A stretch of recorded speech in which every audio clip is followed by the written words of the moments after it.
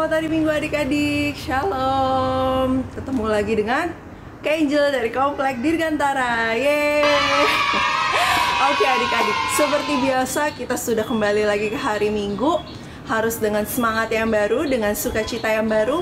PR minggu kemarin dilupain dulu. Sekarang kita mau fokus memuji nama Tuhan, menyembah Tuhan, dan mendengarkan firman Tuhan. Nah, adik-adik masih pada semangat kan ya? Pastinya belum pada capek kan ya, masih pagi nih. Supaya lebih afdol nih, pagi hari ini kita mau angkat pujian bersama. Ini lagu anthemnya Kak Angel nih, selama pandemi nih, selama di rumah aja nih. Karena lagu ini tuh ngeceritain atau ngejelasin tentang Tuhan itu ajaib. Meskipun kita ada di kondisi yang gak memungkinkan banyak hal untuk terjadi, tapi jangan lupa kita punya Tuhan yang ajaib adik-adik. Bisa memungkinkan semua yang nggak mungkin saat ini terjadi, bisa terjadi. Nah, adik-adik yang di rumah sekarang bangkit berdiri. Kita mau puji nama Tuhan dengan semangat dan sukacita. Kita angkat pujian ajaib Kau Tuhan. Musik.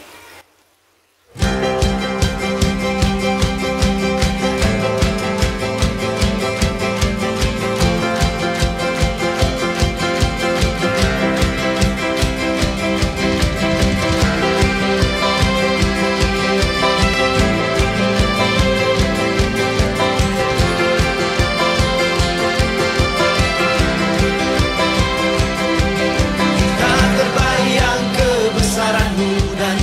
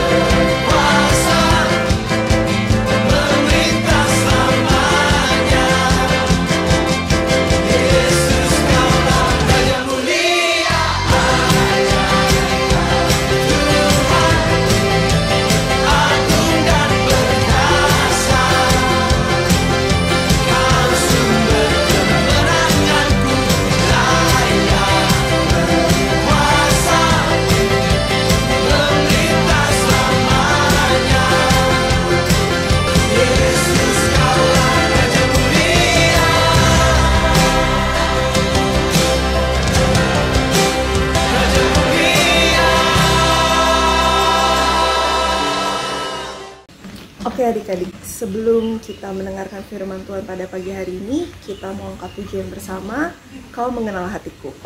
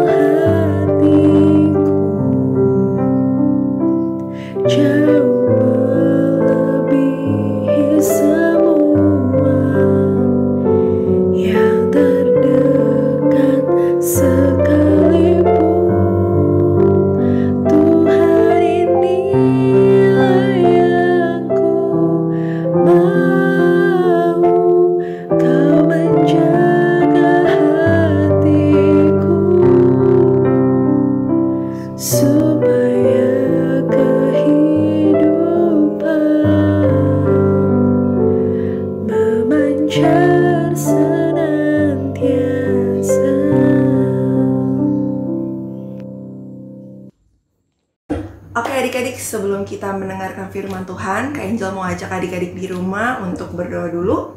Kita lipat tangan, tutup mata, kita bersatu dalam doa. Tuhan, Allah Bapa kami yang bertata dalam kerajaan surga, puji syukur Bapa kami naikkan kehadirat-Mu Tuhan. Terima kasih karena hari ini kami sudah diberi kesempatan untuk beribadah Bapa. Dan saat ini kami ingin mendengarkan firman-Mu Bapa. Kiranya Kau mau urapi hati dan pikiran kami Bapa, agar hati dan pikiran kami tertuju pada Engkau Bapa, agar kami bisa menyimak dengan baik apa yang Engkau sampaikan kepada kami, dan pesan yang Engkau sampaikan kepada kami dapat kami lakukan dalam kehidupan kami sehari-hari. Terima kasih Tuhan Yesus, dalam nama Tuhan Yesus kami berdoa dan mengucap syukur. Haleluya, amin. Oke adik-adik, firman hari ini terambil dari Mazmur pasal 103 ayat 1 sampai seterusnya. Adik-adik masih ingat kan, Mazmur itu perjanjian apa? Mazmur itu ditulis sama siapa? Sama Daud. Dan biasanya kitab Mazmur ini tuh isinya lagu-lagu yang sampai saat ini dinyanyikan loh sama gereja. Kita siapin Alkitabnya yuk. Kita buka dari Mazmur pasal 103 ayat 1 sampai 22 berarti ya. Udah ketemu semuanya adik-adik? Kita baca bareng-bareng ya. Judul perikopnya, Pujilah Tuhan, hai jiwaku. Dari Daud. Pujilah Tuhan, hai jiwaku. Pujilah namanya yang kudus, hai segenap batinku. Pujilah Tuhan, hai jiwaku, dan janganlah lupakan segala kebaikannya. Dia yang mengampuni segala kesalahanmu, yang menyembuhkan segala penyakitmu. Dia yang menebus hidupmu dari lubang kubur, yang memahkotai engkau dengan kasih setia dan rahmat.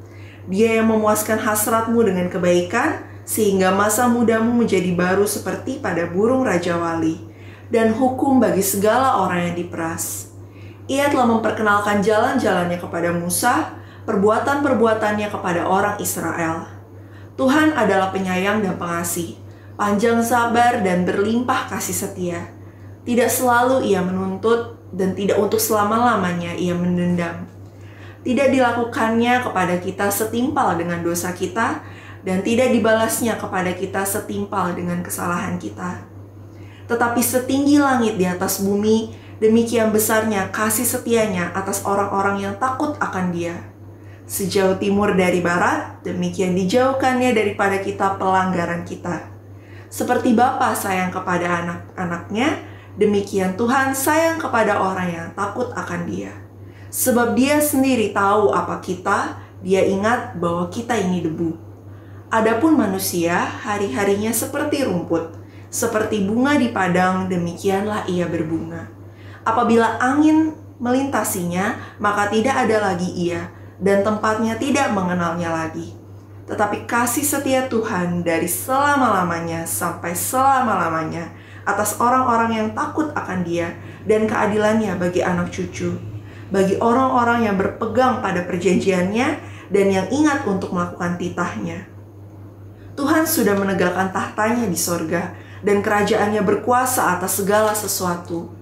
Pujilah Tuhan, hai malaikat-malaikatnya, hai pahlawan-pahlawan perkasa yang melaksanakan firman-Nya dengan mendengarkan suara firman-Nya. Pujilah Tuhan, hai segala tentaranya, hai pejabat-pejabatnya yang melakukan kehendak-Nya. Pujilah Tuhan, hai segala buatannya, di segala tempat kekuasaan-Nya. Pujilah Tuhan, hai jiwaku. Oke, Kak Angel sekarang mau tanya sama adik-adik. Siapa di sini yang punya teman? Kak Angel yakin semuanya pasti punya teman ya. Mau itu 1 orang doang, 2 orang, 3 orang, atau banyak, pasti semuanya punya teman.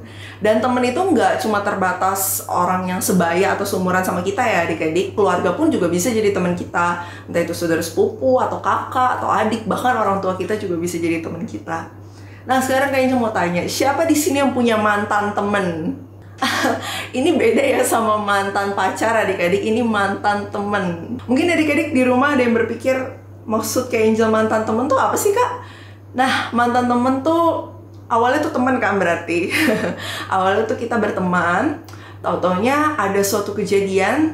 Contohnya adalah kita mengeluarkan kata-kata yang secara tidak sengaja atau tanpa kita sadari menyakiti hati teman kita, atau mungkin kita udah melakukan sesuatu tingkah laku kita yang ternyata melukai teman kita, atau mungkin malah sebaliknya, bukan kita yang nyakitin tapi teman kita yang nyakitin kita. Nah, ada yang punya? Kalau punya, oke, keep dulu. Nah, adik-adik, di dalam interaksi kita nih sama sesama kita, entah itu sama temen, sama keluarga, saudara, atau orang-orang yang ada di sekitar kita, gak jarang bisa terjadi yang namanya perselisihan atau kesalahpahaman adik-adik.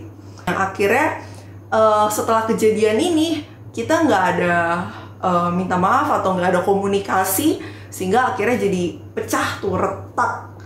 Jadi sakit hati orang yang kita sakitin, terus ya akhirnya jadi udah nggak temenan lagi atau mantan temen. Itu tuh bisa disebabkan karena tingkah laku kita yang tanpa kita sadari atau sudah kita sadari menyakiti perasaan orang lain, kemudian dari tutur kata kita. Hal tersebut memicu yang namanya sakit hati di orang yang udah disakitin. Entah itu kita yang ngalamin sakit hati atau orang yang kita bikin sakit hati.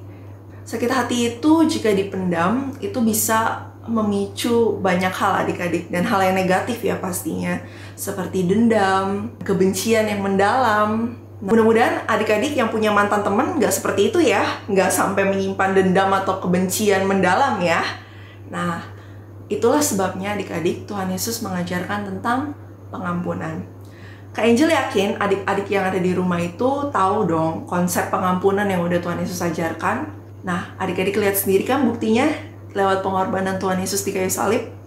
Itu adalah bentuk pengampunan yang sudah Tuhan Yesus lakukan kepada kita, manusia-manusia berdosa, yang seharusnya ada di posisi itu. Seharusnya kita yang disalib, seharusnya kita yang menderita, tapi Tuhan Yesus yang menggantikan kita. Tuhan Yesus sudah memberikan contoh yang paling sempurna di dunia ini, bentuk pengampunan itu seperti apa. Nah, makanya Tuhan Yesus mengajarkan konsep pengampunan, karena Tuhan Yesus tuh tahu yang namanya manusia udah berkumpul satu sama lain, nggak bisa dipungkiri pasti ada yang namanya perselisihan, ada yang namanya beda pendapat tuh wajar ya adik-adik, kan semua manusia diciptakan dengan pikiran dan karakternya masing-masing. Tapi cara kita menanggapinya itulah yang salah dan akhirnya memicu perselisihan, pertengkaran, dan akhirnya hubungan yang tidak baik. Adik-adik, tadi kita barusan baca Mazmur pasalnya yang ke-103 nih adik-adik. Kalian bisa baca lagi di ayat 15. Ini ada filosofi yang menarik nih yang ditulis sama Daud.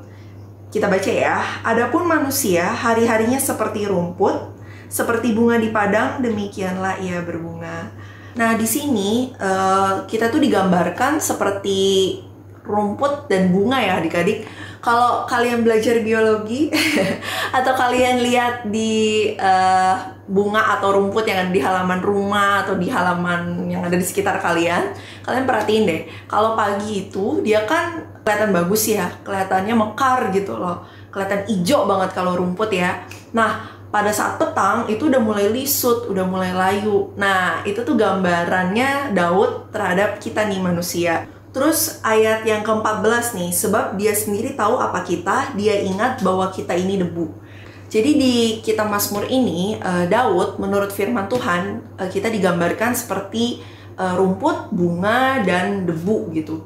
Debu itu kan sekali tiup udah kemana-mana gitu, udah apa ya, yang tadinya udah ada bentuk, kena tiupan langsung pudar gitu, langsung bentuknya udah nggak jelas lagi kayak gimana.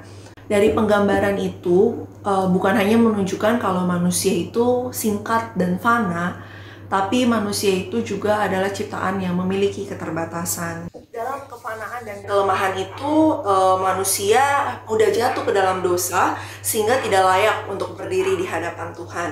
Mazmur 103 yang tadi kita baca ini tuh terkenal sebagai nyanyian di Perjanjian Lama yang menggambarkan betapa besarnya kemurahan dan belas kasihan Tuhan yang begitu berlimpah terhadap orang-orang berdosa. Nah, oleh karena itu pemazmur melantunkan pujian-pujian ini dengan tidak henti-hentinya sebagai bentuk rasa syukur terhadap Tuhan karena sudah mau mengampuni si pemazmur ini, karena si pemazmur ini sadar betul kalau dia itu manusia yang penuh dengan dosa. Sebenarnya itu apa sih yang dilakukan sama Tuhan sehingga pemazmur ini tuh nggak berhenti-berhentinya memuji nama Tuhan? Yang pertama, Tuhan Yesus sudah memberikan pengampunan dan juga menyembuhkan pemazmur atau Daud dari segala penyakit yang dialaminya. Nah, itu bisa dilihat tuh adik-adik di ayat yang ketiga. Nah, yang penyakit yang dimaksud ini bukan penyakit secara fisik ya adik-adik, tapi penyakit yang merusak kejiwaan karena dosa-dosa yang menghantui hidupnya si Daud ini. Dengan pengampunan yang sudah Tuhan kasih, Daud itu merasa hidupnya bisa lebih sehat karena hidupnya sudah penuh dengan kasih dan pengharapan dari Tuhan. Nah, itu sebabnya adik-adik, kalau adik-adik lihat ya di berita artis atau tokoh-tokoh penting di masyarakat yang suka bunuh diri, nah itu berarti dia masih belum menyerahkan hidupnya sepenuhnya ke tangan Tuhan. Dia masih mengandalkan dirinya sendiri. Dia masih merasa dosa-dosanya dia itu dia tanggung sendiri. Padahal kan adik-adik tahu ya, kita sebagai orang Kristen, kita punya Tuhan Yesus yang menanggung dosa dan kesalahan kita dan yang selalu menggenggam tangan kita. Jadi adik-adik jangan pernah ngerasa sendirian ya. Kalau adik-adik merasa terbebani dengan kesalahan yang pernah adik-adik lakukan, adik-adik sulit memaafkan diri adik-adik sendiri, adik-adik bawa di dalam doa supaya Tuhan memberikan adik-adik kasih dan juga pengharapan seperti Daud. Kemudian yang kedua ada di ayat 4 nih. Tuhan Yesus udah menebus hidupnya Daud dari lubang kubur dan memahkotai dia dengan kasih setia dan rahmat.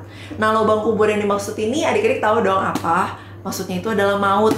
Jadi Tuhan karena sudah mengampuni Daud, Tuhan sudah membebaskan Daud dari maut. Dan juga Tuhan sudah memberikan kepada Daud hidup yang baru, pembaharuan hidup. Itu bisa adik-adik lihat di ayat yang kelima ya. Setelah kebaikan, sehingga masa mudamu menjadi baru seperti pada burung Raja Wali. Jadi dosa-dosa yang sudah Daud lakukan sebelumnya sudah diampuni sama Tuhan, sudah terlupakan, diganti dengan hidup baru. Tuhan sudah menganugerahkan hidup baru kepada Daud supaya Daud menjadi pribadi yang lebih baik lagi dan pribadi yang bisa menjadi berkat bagi sesama, terutama berkat dari Tuhan. Jadi di Mazmur 103 ini Daud itu udah sadar banget kalau pengampunan yang udah Tuhan kasih ke dia itu bukan karena usaha dan hasil kerja kerasnya dia, tapi itu semata-mata karena kasih dan anugerah dari Tuhan. Nah, adik-adik, buat adik-adik yang masih punya mantan teman, kemudian musuh, atau teman yang sampai saat ini belum bisa dimaafin, atau diri kalian juga yang sampai saat ini belum bisa kalian sendiri maafin karena kesalahan yang pernah kalian buat ke orang lain, mulai saat ini ampuni diri kalian, ampuni teman-teman kalian. Tuhan Yesus sudah ngajarin kita tentang pengampunan. Kita udah ngelakuin begitu banyaknya dosa adik-adik, setiap harinya, mungkin setiap jamnya, setiap menitnya. Tapi Tuhan Yesus gak pernah capek-capeknya mengampuni kesalahan kita. Tuhan Yesus juga udah menganugerahkan kita Roh Kudus, menganugerahkan kita hikmat, supaya kita juga diberi kemampuan agar bisa mengampuni sesama kita. Untuk kalian yang masih susah banget mengampuni, entah itu mengampuni orang lain atau mengampuni diri kalian sendiri, sekarang Kakak Angel ajak kalian untuk berdoa. Kita sama-sama berdoa supaya Tuhan terus memberikan kita hikmat, memberikan kita damai sejahtera, supaya kita mau untuk berdamai dengan diri kita sendiri, supaya kita diberi kemampuan untuk bisa berdamai dengan diri sendiri ataupun dengan orang lain. Terus kalau misalnya ada yang nanya, Kak, tapi aku udah pernah maafin dia, Kak, cuma dia itu tetap ngulangin kesalahan yang sama. Buat kalian yang masih punya pertanyaan kayak gitu, coba ingat lagi firman dari Tuhan. Kita pun juga punya kesalahan yang sering kita ulang-ulang. Bahkan tiap harinya itu ada aja kesalahan, yang mungkin kesalahan baru atau kesalahan yang udah pernah kita lakuin. Tetap kita lakuin, tetap kita sakitin hati Tuhan, tapi Tuhan masih ngampunin kita. Nah adik-adik, kalau adik-adik merasa gak sanggup untuk ngampunin temen adik-adik karena kesalahan itu terus-menerus diulang padahal udah kalian maafin, cuma Roh Kudus lah dan anugerah dari Tuhan yang bisa menolong adik-adik. Kakak nggak bisa bantu, tapi adik-adik sendiri komunikasi sama Tuhan, minta hikmat dari Tuhan, minta petunjuk dari Tuhan, supaya adik-adik diberikan keikhlasan, diberikan hati yang mampu untuk bisa memaafkan teman-teman adik-adik. Nah, sekarang Kak Angel punya kertas kosong. Kak Angel sekarang punya kertas kosong nih adik-adik. Nah, bayangkan kita lagi in class atau lagi di ruangan yang sama nih adik-adik. Kak Angel bakalan nanya sama adik-adik, siapa nih orang yang kalian benci? Namanya atau mungkin gambarin di kertas ini orang yang kalian benci itu kayak gimana. Nah ini permisalan aja nih adik-adik nih ya. 3 hours later. Aku nggak bisa gambar. Ini ceritanya sepatu.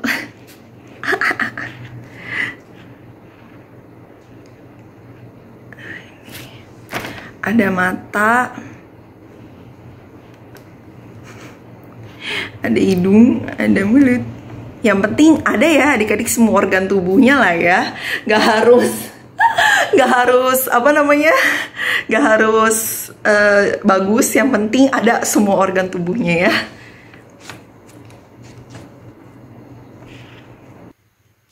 Tada! Nah ini ceritanya ini nih adik-adik nih ya.